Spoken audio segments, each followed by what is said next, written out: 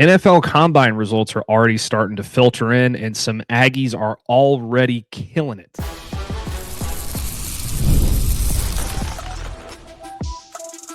You are Locked On Aggies, your daily podcast on the Texas A&M Aggies, part of the Locked On Podcast Network, your team every day.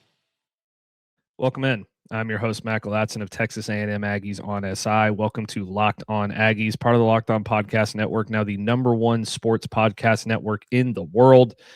Today's episode is brought to you by 5 Hour Energy. Have your cake and drink it too. Birthday cake flavor is back. No fork needed. Vanilla-y, cakey flavor, caffeinated kick, and no sugar. It's party time. Order now at 5hourenergy.com or on Amazon. I'm joined by Zach Dimmitt today again. And Zach, the NFL Combine is officially here. It kicked off with interviews yesterday, and players are already starting to take are already starting to take part in the Combine drills today. And some Aggies have already started to put up, some pretty impressive numbers thus far. We'll get into that. But what are you looking for on this first day in the Combine if you're watching these 13 Aggies that are going to be taking part in the process over the next few days? For me, there's a few different things, but it seems like the one thing that really sticks out to NFL owners and scouts and GMs is, number one, the 40 time. And then also, the interview process is something that I'm really going to be interested in. But I want to see where some of these guys place in the 40 more than anything, because there's some pretty interesting ideas out there for some players. Yeah, for sure. And especially with the defensive linemen and linebackers going today, there's a lot of room to move your way up potentially, because sometimes straight line speed, isn't something that a lot of these guys get to show off during their college playing careers, where, wide receivers or cornerbacks, we know those guys are fast. So sometimes it doesn't do as much, but I feel like for some of these guys, A&M players and just in general, it's a really good opportunity to boost your stock, because if you're 260 pounds and you're not seen as a fast guy, but you can run a good 40 time, that's going to turn a lot of heads, and a lot of GMs are going to give you a second look if you've already been impressing them. So this is it's kind of a big day, a little bit underrated, because these guys aren't going to run the fastest times at the Combine this year, just because that always is going to be the wide receivers and the running backs and the cornerbacks and whatever. But certainly interesting. And I know Cashius Howell is one of those guys. We'll talk about him as well here soon. But Albert Regis, Tyler Onyedim, these guys have already been impressing, and so they'll have a chance to boost their stock moving forward. And this is certainly a big day for that. I'm glad you brought it up. It is a big day, and in the 40 times are rolling in, and a couple of Aggies already have really impressive times. So we're going to go over some of these Combine results, Zach, and we'll start with the 40 time. Cashius Howell ran a 4.640, which, he's a super athletic guy, so I'm not totally surprised by that, but that's like borderline, preferable wide receiver speed, depending on the type of wide receiver you're looking for. So that's really impressive. Albert Regis, defensive tackle Albert Regis, who sits at 295 pounds and 6'1", 4.8840. Unbelievable. That's a great number for him. That's really going to help him out a ton. Both of these guys also did the 10-yard split. Cashius Howell showed off his versatility with a 1.59. Albert Regis with a 1.72. The vertical leap, Regis had a 34-inch vertical, which was actually an inch and a half higher than Cashius Howell at 32.5. Tyler Onyedim also had a 32.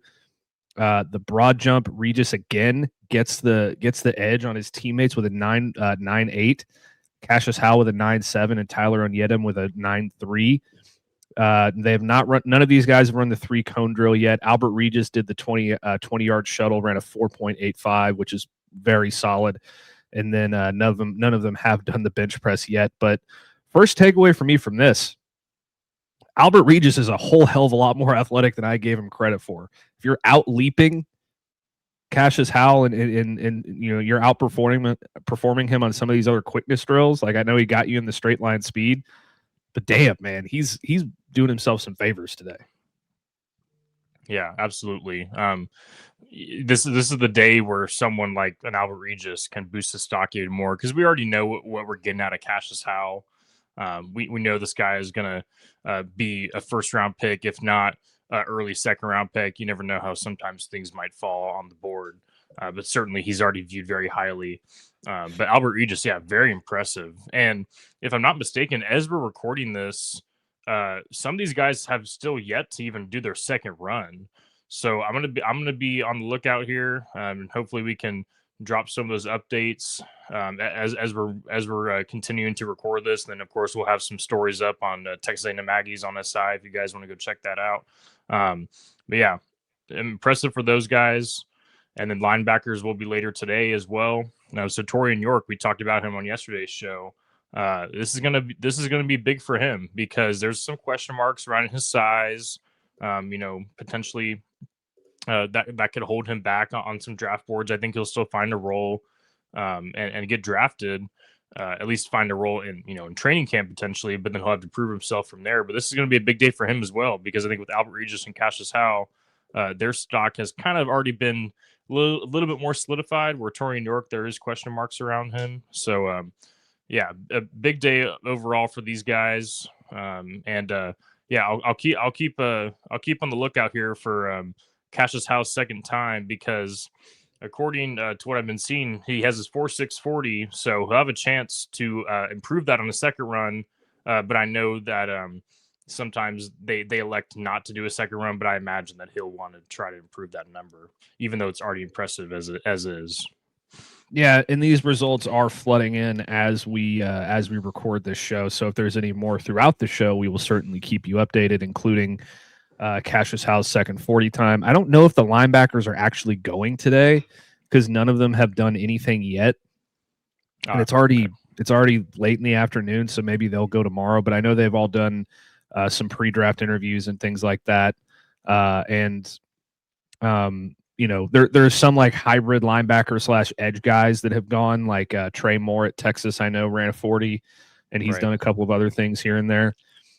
But Cassius Howell with linebacker 40 speed, elite linebacker 40 speed is really pretty impressive. So we will keep you apprised on that as these results continue to flow in. But let's move on to our second break, or our second segment, Zach. We're going to talk more Cassius Howell, because he had a very interesting interview with a very, very big team at the combine already. So stick with us after this break, and we'll be right back. I'm Kalia Butler, host of Locked On Women's Basketball, and this is Mazda's Women's Basketball Snapshot, celebrating the work no highlight reel can ever capture. South Carolina rolled past Ole Miss 85-48 to clinch a share of the SEC regular season title and lock down the number 1 seed in the conference tournament. The Gamecocks extended their win streak over Ole Miss to 21 straight. UCLA dominated Wisconsin 80-60 to secure its first outright Big Ten regular season championship in program history. The Bruins improved to 27-1 overall and remain unbeaten in conference play. And number 12 TCU stormed back from a 13-point fourth quarter deficit to beat Iowa State 80-73. The Horned Frogs now sit alone atop the Big 12 standings and are 1 win away from clinching another regular season conference crown. These moments are earned off the clock, those long before the lights ever come on. The sweat, the fakes, the doubt, the scrapes, and coming back for more every time. Mazda puts that same drive into every detail. Wins define the moment, putting in the work, that defines you. There's more to a Mazda because there's more to you.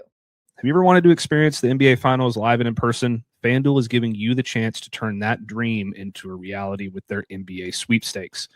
Here's how it works. Use your profit boost on any NBA future, and you'll automatically be entered for a shot to win an NBA Finals trip for 2. That's right. Flights, tickets, the whole experience. If you're already looking at the board and thinking about which team can make a deep run, this is the perfect time to lock it in. I love futures this time of the year, whether it's picking a team to win the championship or grab a conference title. It adds that extra layer of excitement to every game down the stretch. And now not only can your pick cash, but it could also send you to the finals. Visit FanDuel.com to get started. Use your profit boost on an NBA future and get entered for your chance to win a trip to the NBA Finals. Play your game with FanDuel, the official sports betting partner of the NBA.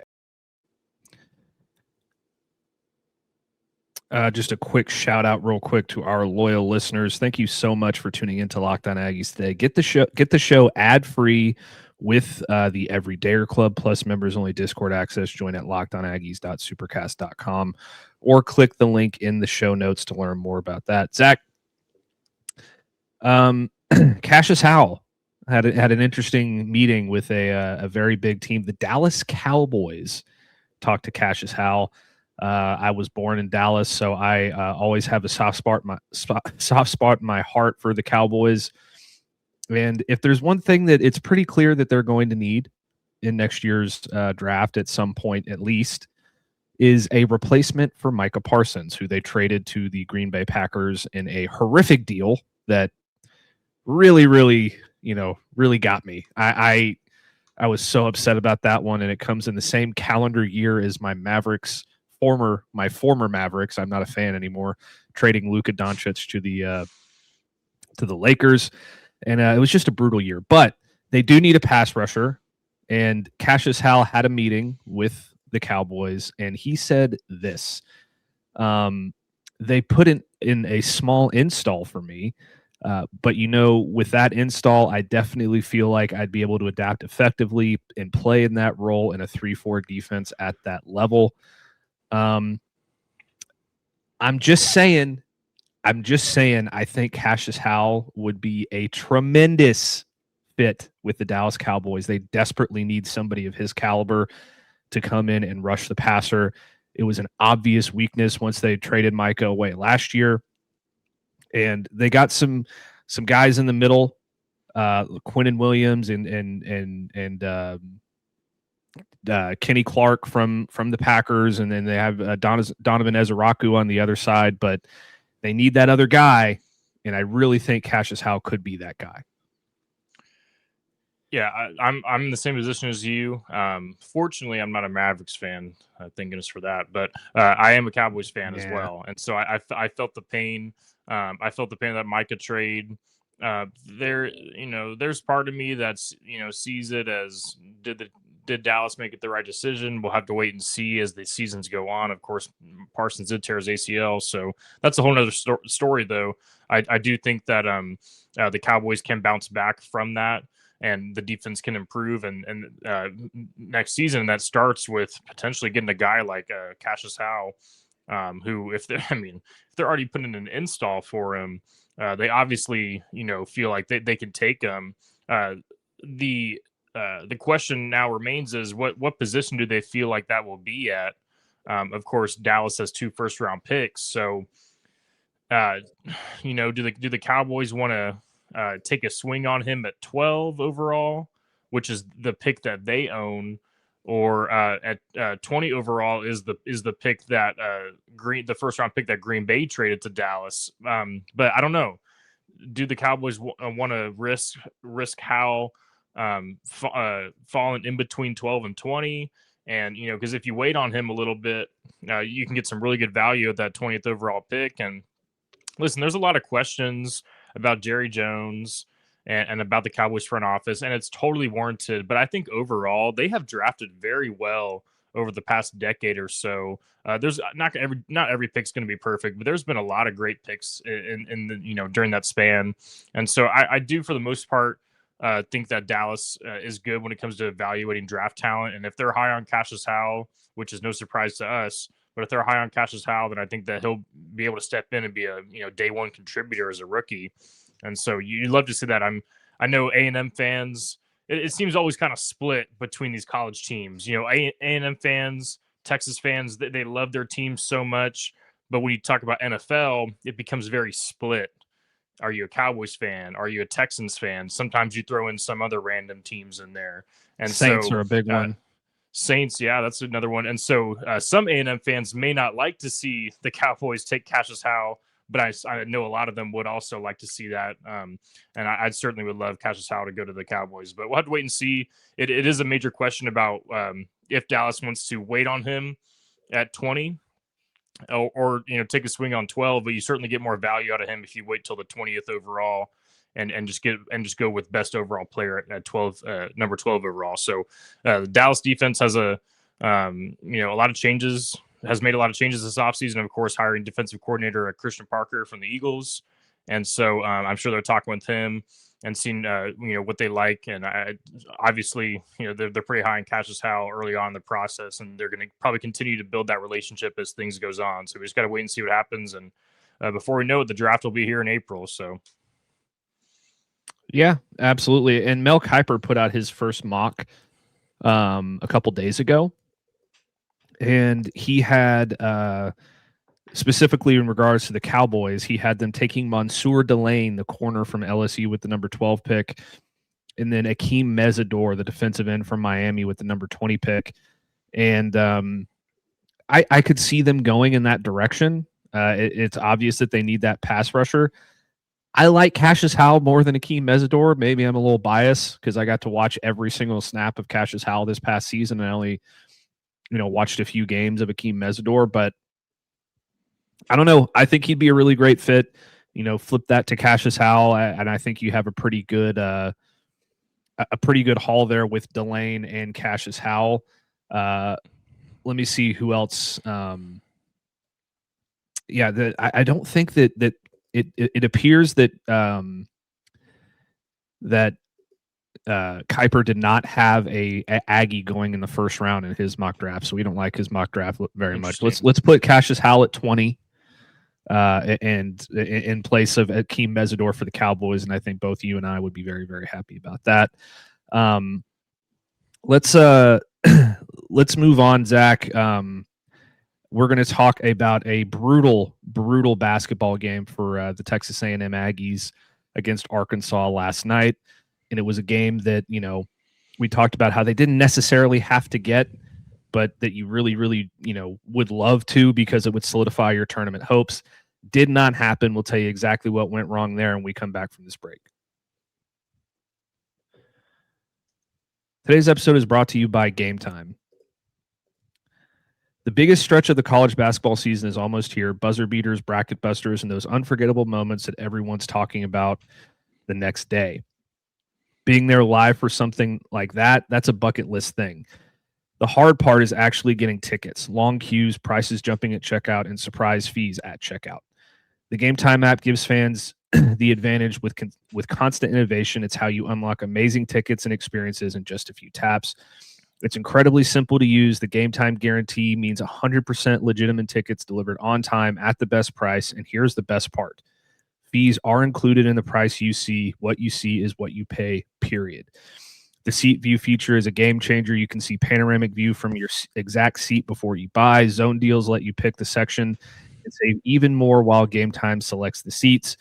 I love being able to follow the teams in the app and get alerts when the new deals drop. So there's no stress, no guesswork, just smooth experience from start to finish.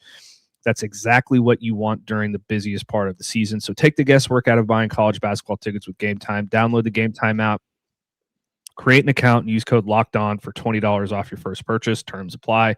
Again, create an account and redeem code LOCKEDON for $20 off. Download the Game Time app today.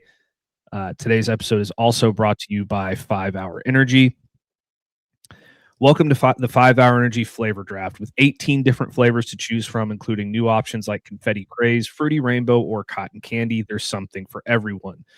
The board is set, the flavors are ready, and I've got my number one pick for the 5 Hour Energy Flavor Draft. For me, I'm a pretty classic flavor guy, so I'm going to go with the sour apple for my number one pick. It's the apple that bites back. It's a crisp, tangy taste, delicious tart, and it's bold with a kind of a sweet flavor and a lot of sour. And there's also some underrated flavors out there that could be a dark horse for a number one pick as well. And I'm talking about one of these new ones. Something like a Fruity Rainbow would be great, or Confetti Craze. I'm going to go with Confetti Craze, though. It's a delicious blend of rich and buttery, freshly baked confetti cake, smooth vanilla frosting, and a sprinkle of sweetness in every sip. It's kind of got like a sweet birthday cake-inspired flavor, Notes of vanilla frosting and sugary sprinkles, a smooth dessert-like taste profile, and rich, indulgent sweetness from start to finish. 5 Hour Energy shots give you a boost with 0 sugar, and it has they have a lot of upcoming flavor innovations planned as well. So I can't wait to see what those end up being. But find your new favorite flavor at 5 Hour Energy shots, available online at 5hourenergy.com or Amazon. All right, Zach. Not a great game last night. The Aggies took on the number 20 Arkansas Razorbacks in Fayetteville, and this thing, it was kind of just a win from Arkansas from start to finish. They had a 37-28 lead at halftime, and they came out and outscored the Aggies 62-56 in the second half. A lot more offense in the second half, but the Razorbacks end up getting a 99-84 win. And it was kind of a similar story for Texas A&M as it's been the last few losses for them. Rashawn A.G. had 17 points and 7 boards. Marcus Hill was in double figures with 10. And Zach Clements had a great game off the bench, scoring 29 points, going 11 of 14 from the field and 3 of 6 from 3. But outside of that, pretty much nothing. You didn't have another player in double figures the entire night. And Ruben Dominguez, listen, I know that we all got really hyped about Ruben Dominguez in the non-conference play because he was draining threes. I don't know that this guy should be in the starting lineup anymore. He goes with a goose egg, 0 points. He was just 0 of 2 from 3 and 0 of 2 from the field. You also had 0 from Frederico. You just had 2 from Josh Holloway, 5 from Pop Isaacs. Jakari Lane only had 5. Rylan Griffin had 7. As a team, you shot 53% from the floor, but if you have 3 guys in double figures against a team like Arkansas, it's not going to go very well for you. And Arkansas really poured it on the second half. Freshman sensation Darius Acuff had 22 points. Billy Richmond III had 23. He had 18 off the bench from Malik Ewan. Malik Thomas also had 13. Trevon Brazel had 14. I mean, this is a really, really good Arkansas team, but Texas A&M did themselves absolutely no favors in this one. Yeah, this kind of went how we expected, that it was going to be lots of offense, and whoever was able to have an edge defensively was going to win.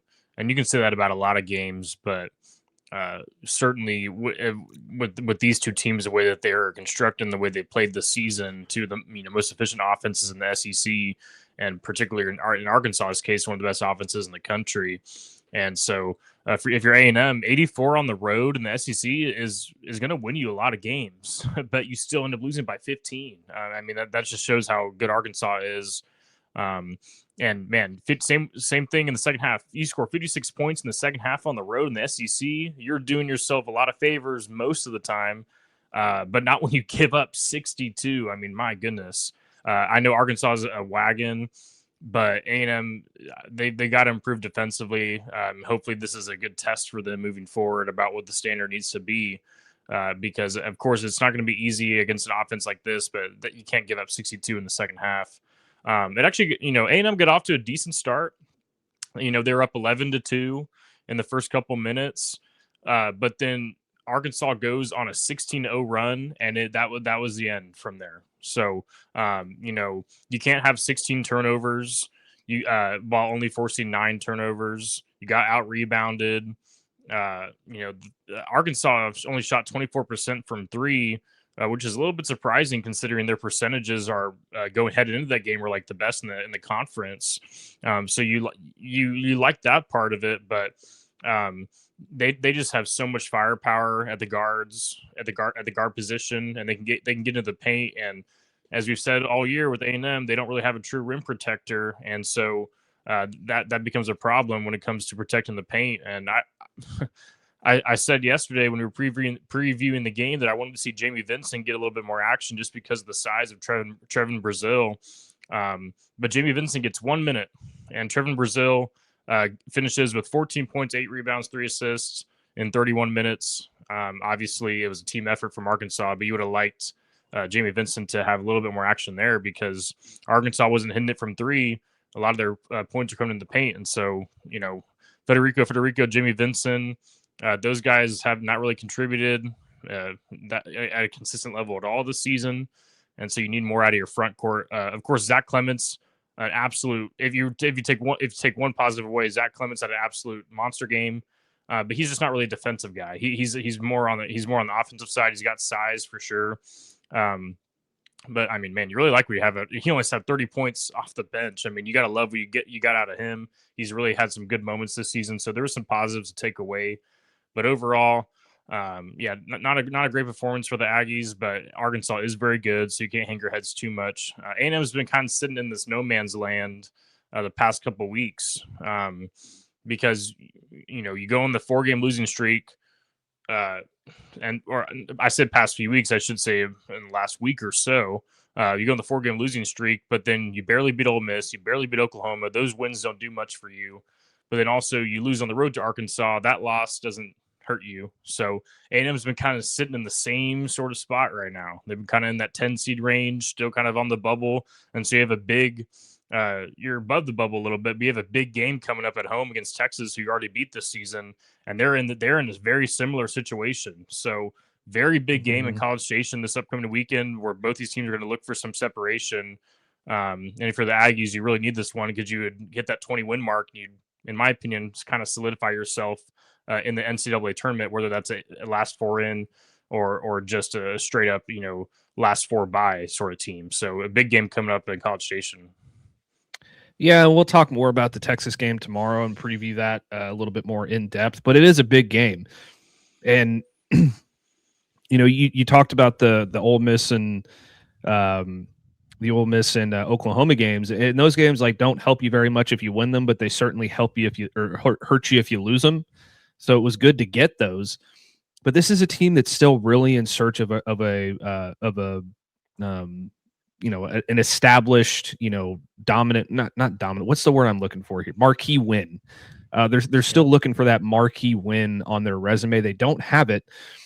And they really don't, they've got some decent wins on their schedule, but they don't have a win over a ranked team. Nope. They've lost to a lot of the quality teams they've played, like Oklahoma State, UCF, SMU in the non-con, Tennessee earlier in the year. They did beat Auburn. They beat Texas earlier in the year. They beat Georgia. Those are their big wins. And none of those are really a win that the committee is going to look at and say, oh, okay, yeah, this is one that we can really put in their cap, put this feather in their cap. Like, this is a great win for them, real quality win. So that is you're kind of losing, your opportunity to get that win. I mean, Texas isn't necessarily going to be that win, although it would help you get some separation on the bubble watch. Kentucky is a team that the name brand alone will tell you that that's a quality win, but they've not been playing great either as of late. They've lost 3 of their last 4 of their last wins against South Carolina, but they've got some pretty good wins on their resume. They beat Arkansas, they beat Tennessee. They beat Tennessee twice actually, and and they also have a win over St. John's, but man, you got to get a quality win here. And so I feel like if you're Texas A&M, the only way you truly feel safe is if you beat Texas and beat Kentucky, because if you lose both of those games, you're right there on the first 4 in or last 4 in, whatever the bye in Dayton is. I think the last 4 in, you're right there on that bubble. So you got to get. I would feel much more comfortable if you got both, but you got to get at least one of them. You cannot go 0-2 here over your final stretch of 3. Yeah, for sure. And of course, you can't lose to LSU. That's for sure a that must goes without win. saying. And it is in Baton Rouge. It is on the road. You can't lose that game. You have to try to go 2-1. Of course, you want to go undefeated, but Kentucky and Texas and A&M are all. Kentucky's kind of a little bit ahead of those 2 teams, but they're all kind of in the same sort of sphere in the SEC right now, and so they're all going to be hungry for a win. Arkansas, they've already solidified their place in the NCAA tournament.